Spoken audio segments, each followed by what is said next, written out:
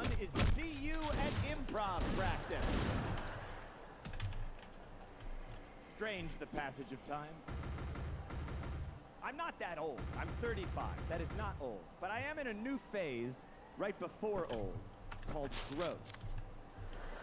I never knew about this, but I am now gross. I am damp all the time. I am damp now, and I will be damp later. Like the back of a dolphin, my back. I am slick. The butt part of my pants is a little damp a lot. And I don't think it's anything serious, but isn't it though? And I'll be sitting at a restaurant and I'll get up and I'll be like, what did I sit in? And it was me. I'm gross now. I've been talking through burps. I never used to do this. When I was a kid and I wanted to burp, I'd be like, silence! Blah! Now I'm trying to like push them down and muscle through them. I'll be at dinner just doing the bread and the seltzer, filling up like a hot air balloon. And then I'm like, did you say that you were going to Italy? We have a travel agent. She has a travel agent. I'm going to the kitchen. Does anyone need anything? Does anyone need anything? Just take a pause, John. I'm gross. I have hair on my shoulders now. I don't even have a joke for that. That's how much I hate that shit. I was sitting up in bed a few weeks ago like, you know, life. And my wife was rubbing my shoulders, which was very nice of her. But then she started singing to herself. Monkey, monkey, monkey man. Monkey, monkey, monkey man. Not at me. Not to be mean. This was a song from deep in her subconscious. I don't even think she was aware she was singing it. But it was certainly not the first time she had sung it. I don't know what my body is for, other than just taking my head from room to room. And it's not getting any better. I'm 35, but I'm still like, hey, when am I gonna get big and strong? This is it. This is it. It's just gonna be this. I'm like an iPhone. It's gonna be worse versions of this every year. Plus I get super hot in the middle of the afternoon for no reason. As I get older, it's tough to not get grumpy. It's tempting. I get grumpy about some things. Like I can't listen to any new songs. Because every new song is about how tonight is the night and how we only have tonight. That is such 19-year-old horse shit. I want to write songs for people in their 30s called Tonight's No Good, How About Wednesday? Oh, you're in Dallas on Wednesday? Oh, okay. Well, then let's just not see each other for 8 months, and it doesn't matter at all.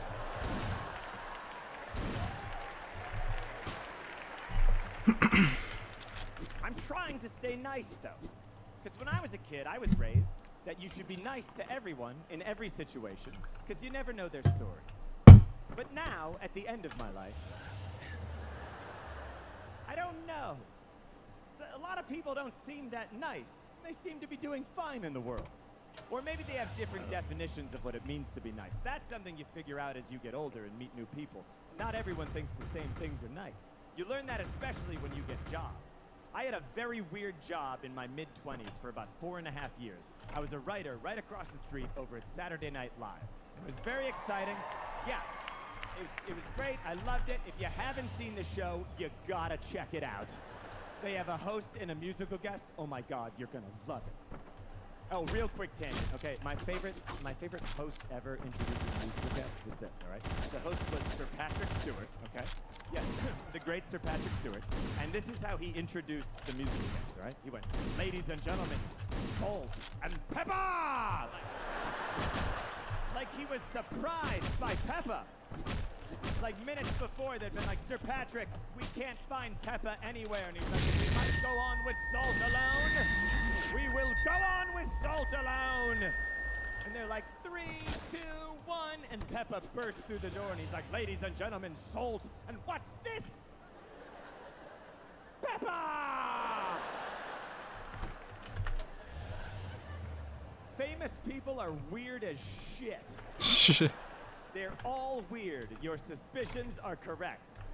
And they would all come in to Saturday Night Live, and they'd have to meet with me because I was a little rat writer, and they'd have to talk about the sketches. They'd sit on my office couch that had like bed bugs and stuff. It was great. Like, they were famous, but it was my couch. It'd be like if you went into your childhood bedroom and Joe DiMaggio was sitting there. Yeah, he's Joe DiMaggio. He's a legend. He had sex with Marilyn Monroe, but only you know where the bathroom is. Everyone always wants to know if famous people are nice. Like Mick Jagger, he came in to host the show. My friends were all like, is he nice? No! Or maybe he is, for his version of life. Because he has a very different life. He's Mick Jagger. That's his name. He's played to stadiums of 20,000 people, cheering for him like he's a god for 50 years. That must change you as a person. If you do that for 50 years, you're never again gonna be like, does anyone have a laptop charger I could borrow? You know that bullshit way we all have to talk to get through life? Hi, knock, knock, sorry. That's how I walk into rooms. I am 35 years old. I am 6 feet tall. I lower myself. I go, hi, knock, knock. I say knock, knock out loud. Mick Jagger didn't talk like that. Mick Jagger talked like this. He'd go, yes. No! Yes! I pitched him a joke and he went, not funny! I mean, people say that on the internet, but never to your face. Does a British billionaire in leather pants go, not funny! I spent 2 hours alone with Mick Jagger that week. We were writing song lyrics. It was for a fake song in a comedy sketch. And he was sitting there, and we came to one point, and he goes, all right, let's all go to the picnic. Let's all have a drink. Let's see what rhymes with drink. And I said, think? And Mick Jagger said, no!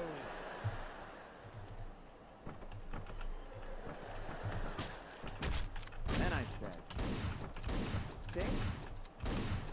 And Mick Jagger said, yeah. And I was like, motherfucker, is this how you write songs? Just one word at a time with verbal abuse? It's like, alright, can't get no happiness? No! Satisfaction? Shit. Alright, next sentence. Spacebar. Indent. Spacebar. Mick Jagger would go like this. He'd go, Diet Coke, and one would appear in his hand. Now that's not nice, right? The way I was raised, you're supposed to say, may I please have a Diet Coke, please?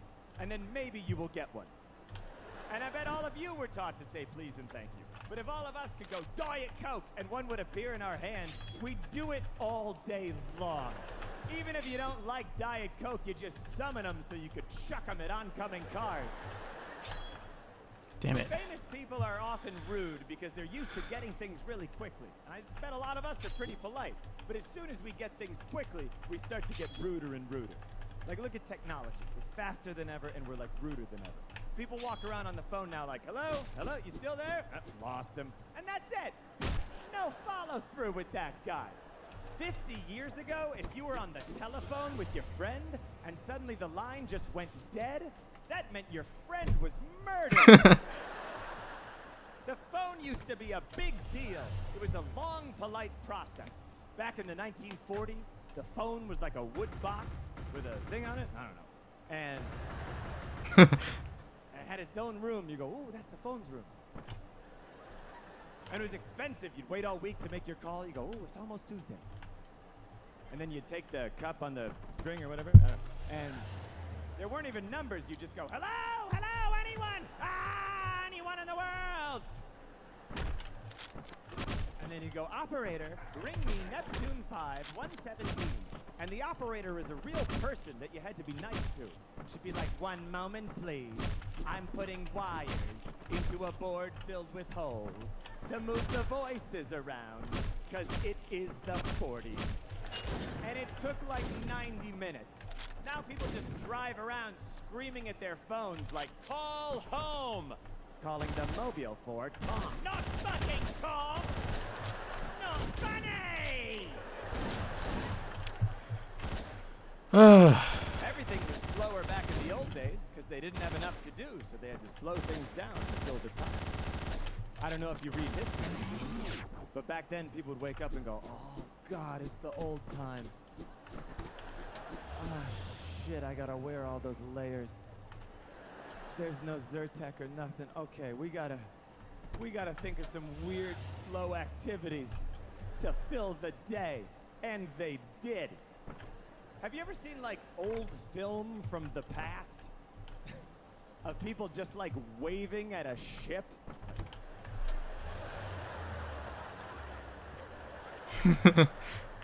What if I called you now to do that? Hey, what are you doing Monday at 10 a.m.? All right, there's a Norwegian cruise line leaving from Martinique. Here's my plan. You and me get very dressed up, including hats, and then we wave handkerchiefs at it till it disappears over the horizon. No, I don't know anyone on the ship. Everything is too fast now and totally unreasonable. The world is run by computers. The world's run by robots, and we spend most of our day telling them that we're not a robot, just to log on and look at our own stuff. All day long. May I see my stuff, please? Jesus. I smell a robot. What a run. Okay. Don't choke. Don't choke. Don't choke. Prove to me you're not a robot. Look at these curvy letters. Much curvier than most letters, wouldn't you say? No robot could ever read these. You look mortal, if ye be. You look. And then you type what you think you see. Is it an E? I'm recording. Or is it a 3? That's up to ye. The passwords have passed. You've correctly guessed. But now it's time for the robot test. I've devised a question no robot could ever answer. Which of these pictures does not have a stop sign in it? Fucking what?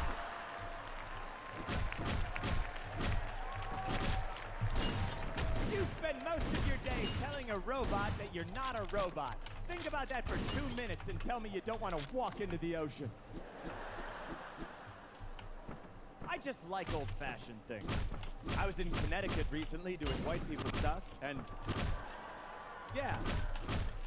One day, well, it doesn't matter why, but I was sitting in a gazebo, and there was a plaque on the gazebo, and it said, this gazebo was built by the town in 1863. That is in the middle of the Civil War, and the whole town built a gazebo. Jesus. What was that town meeting like? Like, all right, everyone, first order of business. We have all the telegrams from Gettysburg with the war dead. Let's see here. Okay, everyone's husband and brother, and everyone died. Okay. Josiah, you had something? Yes, I do. How'd you like to be indoors and out of doors all at once? Ever walk into the park with your betrothed and it starts to rain, but you still want to hold hands? Well, may I introduce you to, and my condolences again to everyone, the gazebo! Building a gazebo during the Civil War. That'd be like doing stand-up comedy now.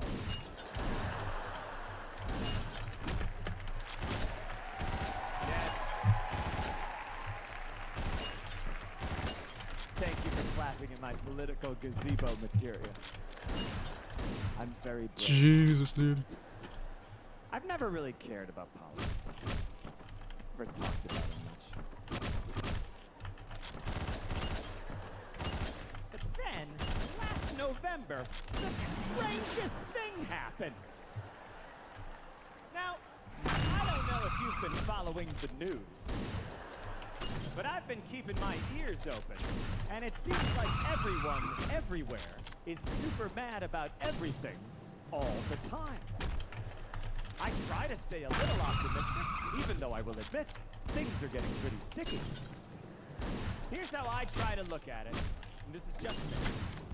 This guy being the president. It's like there's a horse loose in a hospital. It's like there's a horse loose in a hospital. I think eventually everything's gonna be okay. but I have Please, no not more than 15 idea what's gonna seconds. happen next. And neither do any of you. Okay, And that's neither fine. do your parents, because there's a horse loose in the hospital. It's never happened before. No one knows what the horse is gonna do next. Least of all the horse. He's never been in a hospital before. He's as confused as you are. There's no experts. They try to find experts on the news. They're like, we're joined now by a man that once saw a bird in the airport. It's like, get out of here with that shit. We've all seen a bird in the airport. This is a horse loose in a hospital. When a horse is loose in a hospital, you gotta stay updated. So all day long you walk around, oh, what'd the horse do? What'd the horse do? The updates, they're not always bad. Sometimes they're just odd. You're like, the horse used the elevator.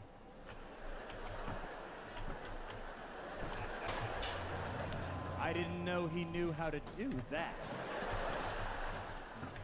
The creepiest days are when you don't hear from the horse at all. Oh god. You're down in the operating room like, hey, has anyone, Okay. has anyone heard? Those are those quiet days when people are like, it looks like the horse has finally calmed down. And then 10 seconds later, the horse is like, I'm gonna run towards the baby incubator and smash him with my hooves. I got nice hooves and a long tail. I'm a horse. And it's like, oh, that's what I thought you'd say, you dumb fucking horse. And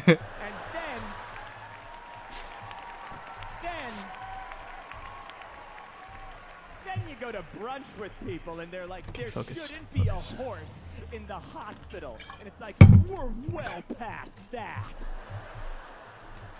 And then other people are like, well, if there's going to be a horse in the hospital, I'm going to say the N-word on TV. And it's like, those don't match up at all. And then for a second, it seemed like maybe we could survive the horse. And then 5,000 miles away, a hippo was like, I have a nuclear bomb. And I'm going to blow up the hospital. And before we could say anything, the horse was like, if you even fucking look at the hospital, I will stomp you to death with my hooves. I dare you to do it. I want you to do it. I want you to do it so I can stomp you with my hooves. I'm so fucking crazy. And he's like, you think you're fucking crazy? I'm a fucking hippopotamus. I live in a fucking lake of mud. I'm fucking crazy. And all of us are like, okay. Like poor Andy Cohen at those goddamn reunions. Okay. And then for a second, we were like, maybe the horse catcher will catch the horse. And then the horse is like, I have fired the horse catcher. And he can do that? That shouldn't be allowed, no matter who the horse is. I don't remember that in Hamilton. Sometimes, if you make fun of the horse, people will get upset. These are the people that opened the door for the horse. And I don't judge anyone. But sometimes I ask people, I go, hey, how come you opened the door for the horse? And they go, well, the hospital was inefficient.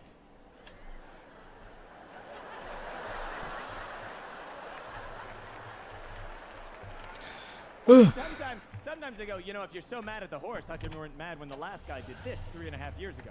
You're beating up on the horse for that, when the last guy essentially did the same thing 5 years ago. It's like, first off, get out of here with your facts, okay? You're like the kid at the sleepover who after midnight is like, it's tomorrow now. Get the fuck out of here with your technicalities. Just because you're accurate does not mean you're interesting. That was fun when we watched Beetlejuice tonight. Don't you mean last night? It's after midnight. Hey, why don't you get your sleeping bag and get out of my house? Take your EpiPen. Take your goddamn EpiPen and get out of my house.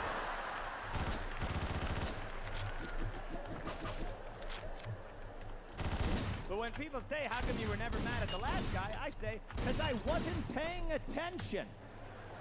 I used to pay less attention before it was a horse. Also, I thought the last guy was pretty smart. Okay, this is fine. He's good at his job. And I'm lazy by nature. I'm lazy by nature, too. So I don't check up on people. when they seem okay at their job. You may think that's an ignorant answer, but it's not. It's a great answer. If you left your baby with your mother tonight, you're not gonna race home and check the nanny cam. But if you leave your baby with Gary Busey...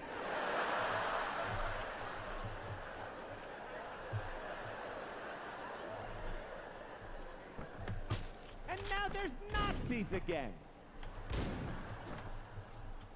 When I was a kid, Nazis was just an analogy you would use to decimate your child during an argument at the dinner table. There's new Nazis. I don't care for these new Nazis, and you may quote me on that. These new Nazis. Oh, Jews are the worst, and Jews ruin everything, and Jews try to take over your life. It's like, you know what, motherfucker? My wife is Jewish. I know all that. How do you know all that?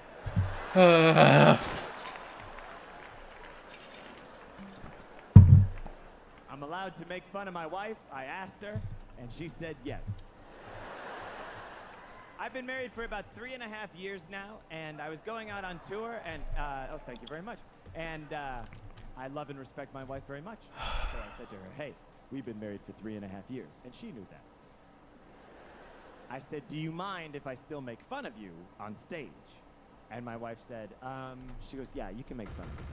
You can make fun of me, but just don't say that I'm a bitch and that you don't like me. I was like, whoa, the bar is so much lower than I ever imagined. That's it? Also, I wouldn't say that. What kind of show would that even be? Hello! My wife is a bitch! And I don't like her!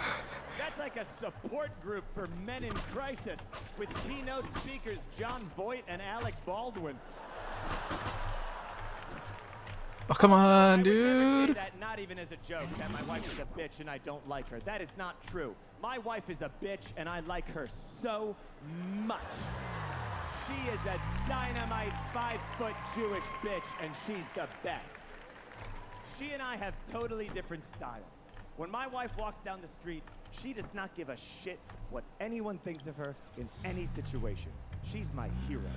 When I walk down the street, I need everybody all day long to like me so much. It's exhausting. My wife said that walking around with me is like walking around with someone who's running for mayor of nothing. My wife and I went to Best Buy to get a TV. We didn't end up getting the TV. I was afraid that the Best Buy guy was gonna be mad at me, so I bought an HDMI cable. And I go up to the register with Anna, my wife's name's Anna, she's standing next to me. I hand the guy the HDMI cable, he takes it, he scans it, and he says, do you have a Best Buy rewards card? And I said, no, I wish.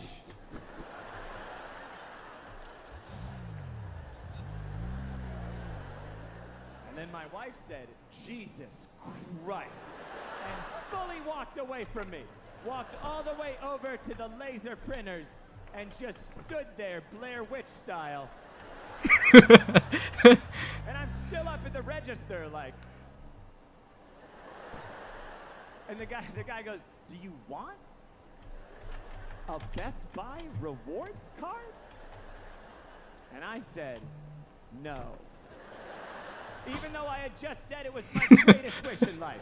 I was hoping he believed me that it was secretly my great wish, but that I'm in an abusive marriage with little Miss Jesus Christ over here, so I can't ask for the things I want in public, but at home at night we argue about it, and I'm like, you'll see, one day I'm gonna leave you, and I'm gonna get that Best Buy rewards card. She's like, Jesus Christ. You're never gonna get that Best Buy rewards card. My wife is Jewish, as I said. I was raised Catholic. We have differences in our religious upbringings, and we realized this recently. Not with our kids, because we don't have any kids. People always ask us, are you gonna have kids? And we say no. And then they go, never, you're never gonna have kids? Look, I don't know never. 14 years ago, I smoked cocaine the night before my college graduation. Now I'm afraid to get a flu shot. People change.